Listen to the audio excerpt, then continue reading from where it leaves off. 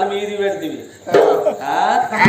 బిడ్డలారా కక్కచ్చిన ఆగది కళ్యాణం వచ్చిన ఆగది భగవంతుడు క్రికెట్ పట్టుకున్నాడు అనుకో ఎంతమంది ఆపినా గానీ వేసి అత్యంతలో ఆగయి అయినా నీకు దొరికే పిల్లగాడు దొరకకుండా ఊకోడు కానీ ఒక్క మాట బిడ్డలారా నా గర్భాన 7 బిడ్డలు ఉన్నారు బిడ్డలారా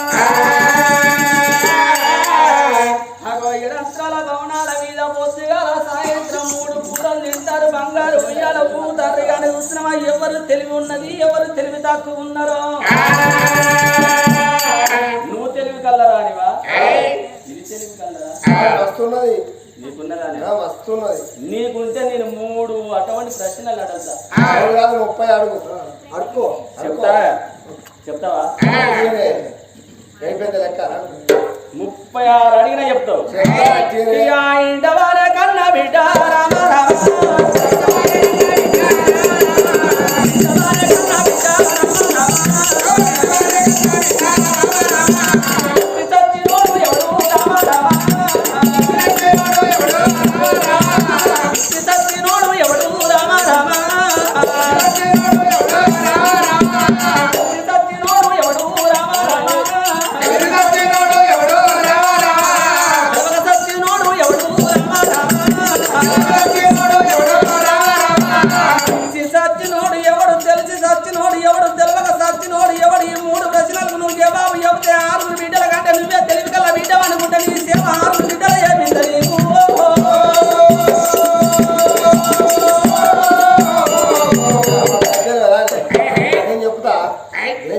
తిరుపతికి ఇచ్చి లాగని చెప్తాను నిన్న ఇప్పుడే ఈ బాల మీద చేస్తా ఈ బాల మీద చేస్తా ఆయనకి తక్కువనే గొర్రెలు ఉన్నాయి ఆస్తున్నది బంగులు ఉన్నది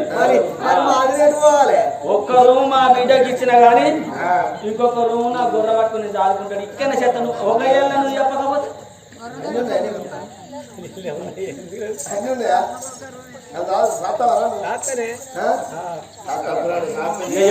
ఆయన రాకుండా ఎక్కించుకుంటాను సరే నువ్వు చెప్పినాక కదా నువ్వు చెప్పు ఈ 3 ప్రశ్నలకు నువ్వు జవాబు చెప్పినట్టయితే నువ్వు ఏదంటే అది నేను చెప్పిస్తాను డాడీ ఇగో ఇచ్చి సచ్చిన ఎవరంటే ఇక మొన్న వాళ్ళు అఖిలేవరు చేసుకుంటారు అఖిలేవరు చేసుకుంటే సాగులు వచ్చి అరకములు ఇచ్చినాడు ఇచ్చిండు ఇక ఇంటి ముందర పొక్కలాబీను పొక్కలాబీంత గడకండిరు పొరుగురు తెచ్చారు కొబ్బరికాయ తెచ్చారు వచ్చేవాళ్ళ పెట్టిరు పెట్టి గొర్రెలు తెచ్చారు గొర్రెలు తెచ్చిన వాళ్ళంతా గింత పెట్టిరా మీద నిందలేరా ఇచ్చి చూపింది చూపిన వాళ్ళంతా ఖరా పోసి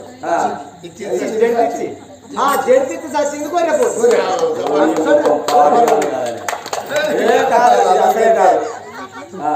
సరే అది ఇచ్చి సచ్చింది తెలిసి సచ్చినోడు ఎవడు తెలిసి సచ్చినోడా నాకు తెలిసినే నాకు తెలిసినే నాకేనే చెప్తా ఉగాది నాడు బూరె పొంగినట్టు పొంగుతాంది చెప్పరాదే అయితే ఇక తెలిసి సచ్చినోడు ఎవడంటే బాబు ఇక ఏం చేసిందంటే మంచిగా కొత్త పల్సర్ బండి కొనుక్కున్నాడు పల్సర్ బండి కొనుక్కొని ఇక నాకు కొత్త బండి ఉన్నది అన్నదాయితే బండి మీద ఫుల్ అంత ఇక దోస్తు గారు సోపతి గారు నీ బండి ఎక్కువ అంటే నీ బండి ఎక్కువ అని ఆడిగా స్పీడ్ పోతే దేనికన్నా గుద్దుకొని వస్తున్నాడు వెనకే కానీ ఇక ఎక్సలెంట్ ఫుల్ ఎక్కిందా అయితే ముందర అంత గోడలో గోడ గుద్దుకొని వచ్చాడు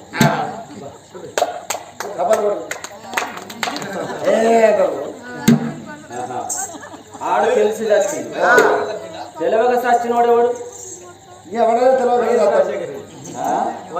రాజశేఖర్ రెడ్డి విమానంలో వేడు సత్రాలు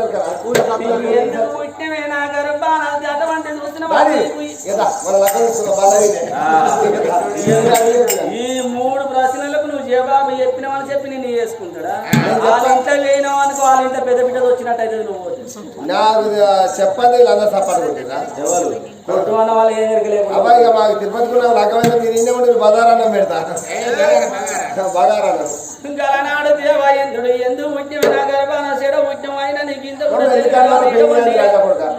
మాకు పెళ్లి అని ఎందుకన్నారు ఇటువంటి పాడు కావాలి ఎందుకన్నారా మన ఆఖరికి చేసిన మంచి అసలు మగ పుట్టువాడు పుట్టి కొడుకులు అనేటోళ్ళనే లగ్గం చేయి నాన్నని కొడుకులే అడగరు మీరు ఆడు పుట్టువాడు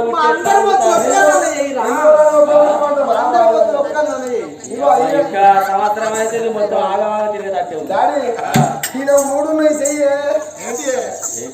రెండు కాళ్ళు ఒక ఆఖరికి ఆయన పండు కొడుకుతాడు లగ్గం చేయమంటే ఏం లేదు. ఓ చేత ఓడ పట్టుకోవాలా ఏం పని చేస్తాడు ఓ చేత ఆయన పట్టుకుని తీసుకోవాలి ఆయన చేసుకుంటే సుఖపడతాడు ఆయన మునుపుడు లేస్తలేదా కాలు లెక్కలు అదే కాళ్ళు ఎత్తలేదు లేస్తలేదు సార్ కాలేకలు సోపతి పట్టింది అయితే ఏమిటే కన్నమిటే ఇటువంటి ప్రశ్నలకు నువ్వు బాబు చెప్పలేదు అని పెద్ద బిడ్డను అడిగిందా మళ్ళా తర్వాత రెండో బిడ్డ కూడా చెప్పలేదు అయినా ఒక్కొక్క బిడ్డను 6 బిడ్డలు అడుగుతా 6 బిడ్డలు ఎవ్వరు చెప్పలేదు అందరికంటే చిన్న బిడ్డ దేవంగల ఉన్నది అమ్మా నా చిన్న బిడ్డను అడుగుతానన్నాడుగా నాడు అటువంటి దేవాలయంతుడు గిద చిన్న బిడ్డ దేవంగల వేడికైనా అయ్యయ్యో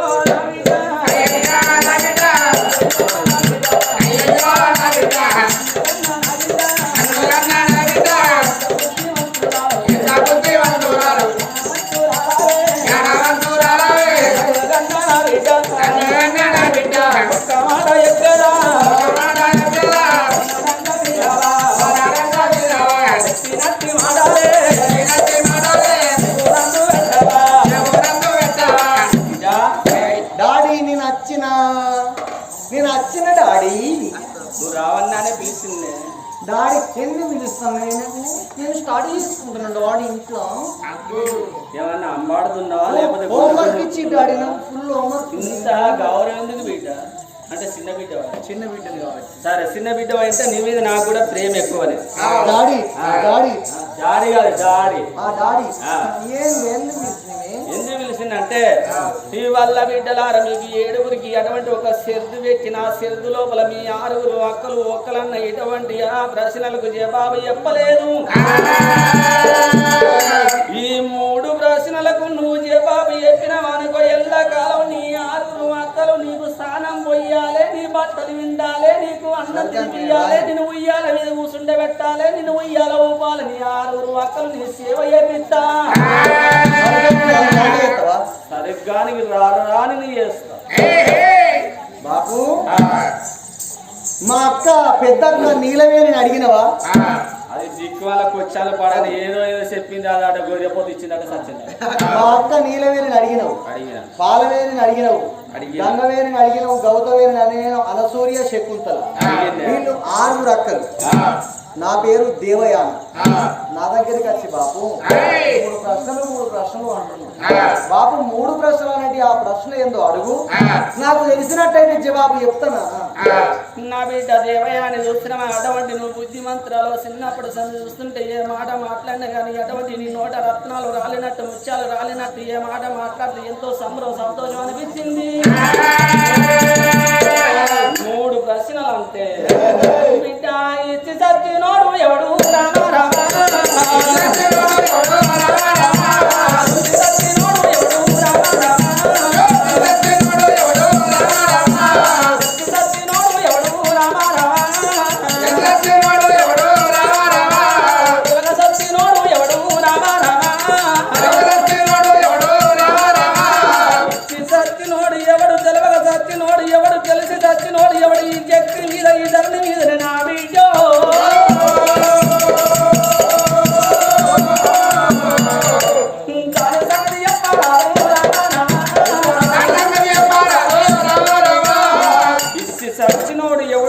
సచ్చినోడు ఎవడు తెలియక సచ్చినోడు ఎవడు ఈ 3 ప్రశ్నలకు గాంక నువ్వే జవాబు చెప్పినావనుకో సరిగ్గానికి రారాను నీ ఎత్త నీ 6 అక్కల నీ సేవ చేపిస్తా అప్పుడు మాత్రం అనగా తల్లి దేవయాన అన్నది బాపు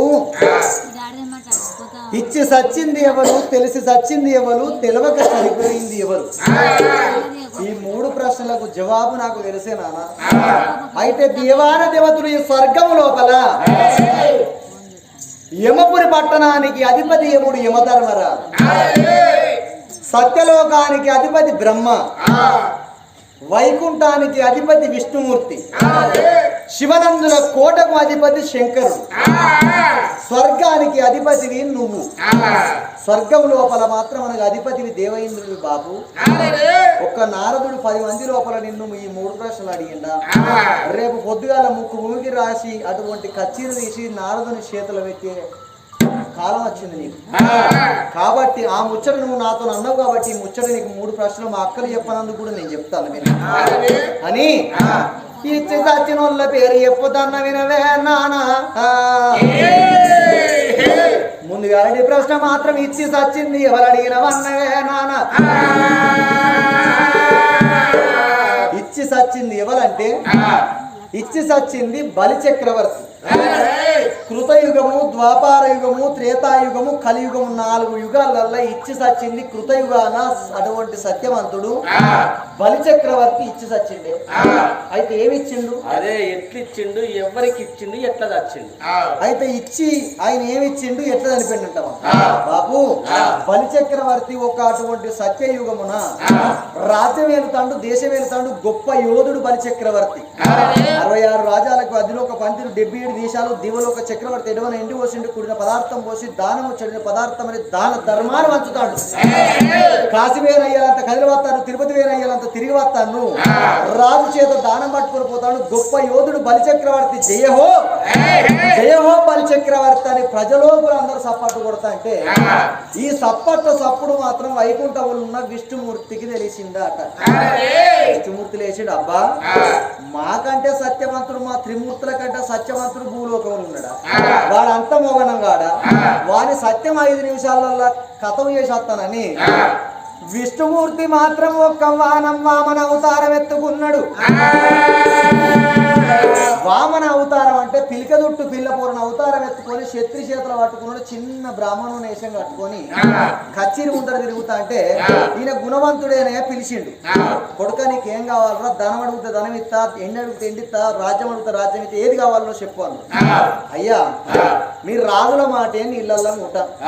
అయ్యా మీ మాట నేను మీరు అన్నమాట తప్పేటోళ్ళు అబద్ధం ఆడేటోళ్ళు 5 నిమిషాలలో మీరు రాజుల మాట నడవదు. నా చేతులు చేయి, నేను ఏది అడిగిన ఇస్తానని చేతులు చేసినట్టయితే నీకు నా మనసులో ఉన్న ముచ్చడి చెప్తాను అన్నాడు. మరి కొడుక నువ్వు అడిగినాకనే నేను చేతులు చేయత్తా, అంతవరకు ఏమన్నా వరకల్లా అయ్యా నాకు ఒక్క 3 అడుగుల జాగ కావాలి. నాకు రాజ్యం వద్దు, దేశం వద్దు, ఎండ వద్దు, బంగారం వద్దు, 3 అడుగుల జాగ అనవరకల్లా నా దగ్గర 1 కోట్ల ఎకరాలు ఉన్నది. ఈ 3 అడుగులు నాకు బిసైదని అన్నమాట తప్పనా నీ సేతులా చేసిండే బలి చక్ర. దొరికినవరా బలి చక్రవర్తి దోసకాయ కొడలు రీతు, చిక్కినవరా బలి చక్ర చిక్కముల పిట్టోల నాని. చేతులు చేసినవరా కొడుక, నేను అడిగిన 3 అడుగుల జాగా నాకు కావాలి, నాకు ఇత్తను అన్నావు చూడురా అని చెప్పి ఆ వామన అవతారం మీద ఉన్న అటువంటి బ్రాహ్మణుని ఏషం మీద ఉన్న పిల్లగాడు ఒక్కసారిగా ఆకాశం ఎత్తు పెరిగిండు. ఆకాశం ఎత్తు పెరిగి 3 కాళ్ళు వేసుకున్నాడు, 3 పాదాలు వేసుకొని ఒక్క పాదం తీసిండు, ఆకాశం పెట్టిండు, ఒక్క పాదం తీసిండు, భూమి మీద పెట్టిండు. ఈ పాదం భూమి మీద పెడితే భూమి మీద చింతాకు మందం కూడా సందు లేకుండా మొత్తం అడిగేగలబడతాడు. ఆకాశం పాదం పెడితే ఆకాశం మీద చింతాకు మందం సందు లేకుండా ఆకాశం మొత్తం పాదం పడతాడు. కొడుక నేను అడిగింది 3 అడుగులు, 1 అడుగు ఆకాశం పెట్టినా, 1 అడుగు భూమి మీద పెట్టినా, ఇంకొక అడుగు జాగి రా బలి చక్ర. అరే రే బలి చక్రవర్తి అటువంటి మాత్రం అనగా వడకత్తల ఇరికిన పోగ సంబంధం అయింది. ఒకవేళ నేను మాట తప్పుతున్నా నా మాట పోయే బదులు నా ప్రాణం పోయింది మేలన్నాడు బలి చక్రవర్తి. నా ప్రాణం వేరే నేను అన్నమాట తప్పటండి కాదయ్యా, నేను ఉన్న ఒక్క జాగే నీకున్నది. 1 అడుగు ఆకాశం పెట్టినావు, 1 పాదం భూమి మీద పెట్టినావు, 3వ అడుగు నా నెత్తిలో పెట్టు అన్నాడు బలి చక్రవర్తి. అప్పుడు ఆ విష్ణుమూర్తి అవతారం మీద ఉన్నోడు ఒక ఆకాశం పాదం 1, భూమి మీద పాదం 1, ఇంకొక 3వ అడుగు తీసి బలి చక్రవర్తి మీద వేసి తొక్కితే ఆ పాతాల లోకం నుండి బలి చక్రవర్తి ఇచ్చి సచ్చిండు. మాట ఇచ్చి మాట కొరకు పాటుపడి చచ్చిపోయిండు బలి చక్రవర్తి. నా బిడ్డ దేవయ్య అని ఒక్కదానికి చెప్పినవు చూసినవా, ఇంకా 2 ఉన్నాయి బిడ్డ. అటువంటిగా తెలిసి సచ్చినోడు ఎవడున్నాడు బిడ్డ? తెలిసి సచ్చినోడంట నాన్న అగో త్రేతాయుగము లోపల మాత్రం అనగా అగో లంకకు అధిపతి రావణ బ్రహ్మ.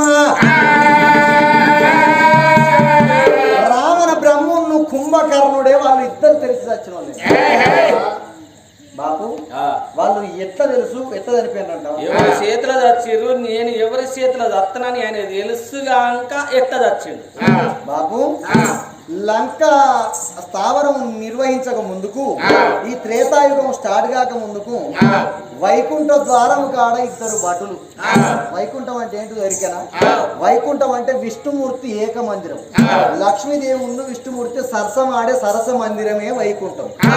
శేషపాంపు మీద ఈయన వండుకుంటాడు, ఆమె వస్తుంది కాదు, అదే వైకుంఠం.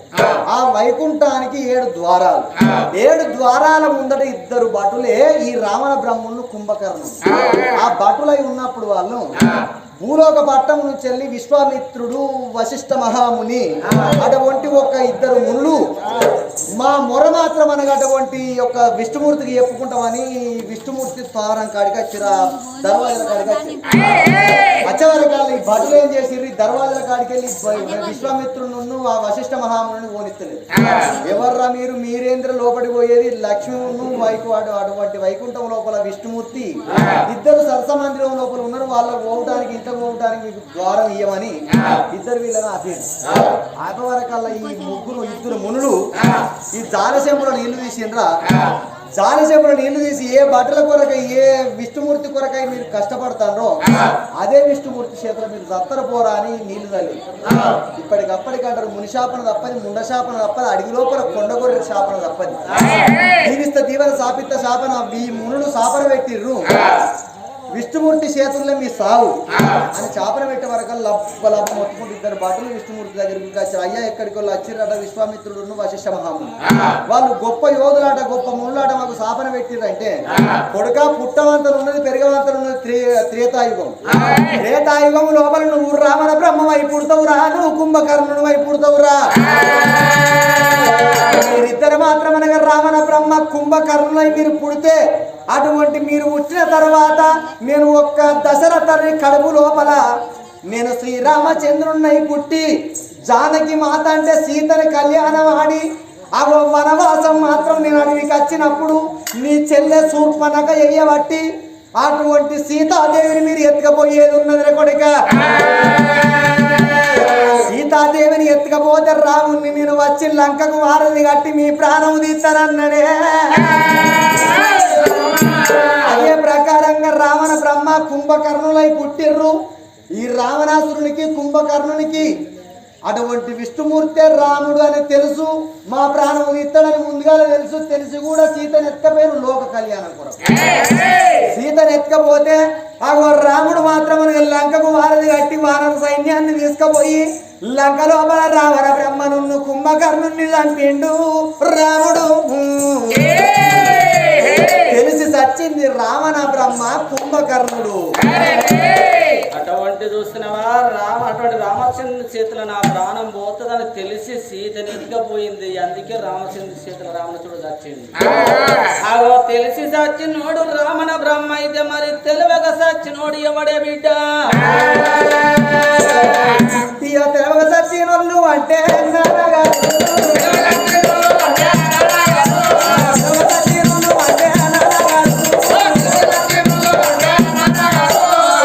సచ్చింది మాత్రం అనగా అటువంటి ఇచ్చి సచ్చింది బలి చక్రవర్తి. తెలిసి సచ్చింది రావణ బ్రహ్మ కుంభకర్ణుడు. తెలివక సచ్చింది ద్వాపార యుగము లోపల ఆగో ఢిల్లీ హస్తినాపురి పట్టణాన్ని పరిపాలన చేసేది ధర్మరాజు, భీముడు, అర్జునుడు, నకుల చక్రవర్తి, సహదేవ చక్రవర్తి. వీళ్ళ 5గురు పంచ పాండవులల్లా ఆగో 3వ వాడు అర్జునుడు. అర్జునుడి భార్య సుభద్ర. సుభద్ర కన్న కొడుకు అభిమన్యుడే తెలవగా సచ్చింది.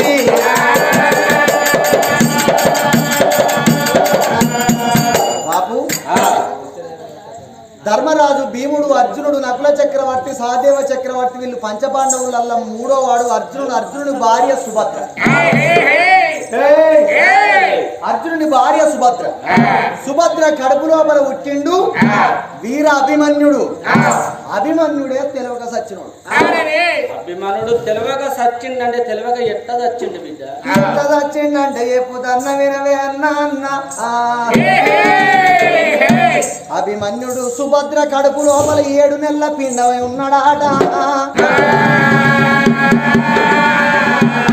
సుభద్రదేవి కడుపులో సుభద్రదేవి రెస్ట్ తీసుకుంటాను ఏక మందిరంలో, అటేంటి గెస్ట్ హౌస్ ఆమె వండుకున్నది.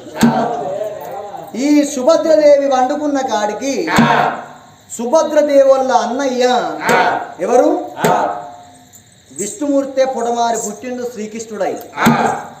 ఈ ధర్మరాజు వీళ్ళ అటువంటి పాండవుల మేనబావ శ్రీకృష్ణుడు చెల్ల దగ్గరికి వచ్చిండు. చెల్ల దగ్గర కూర్చున్న అప్పటికి కురుక్షేత్రం స్టార్ట్ అయింది. కురుక్షేత్రం అంటే ఒక్క దినం కాదు, 2 రోజులు కాదు, ఈ కాలంలో ఆ కాలంలో 18 రోజుల కురుక్షేత్రం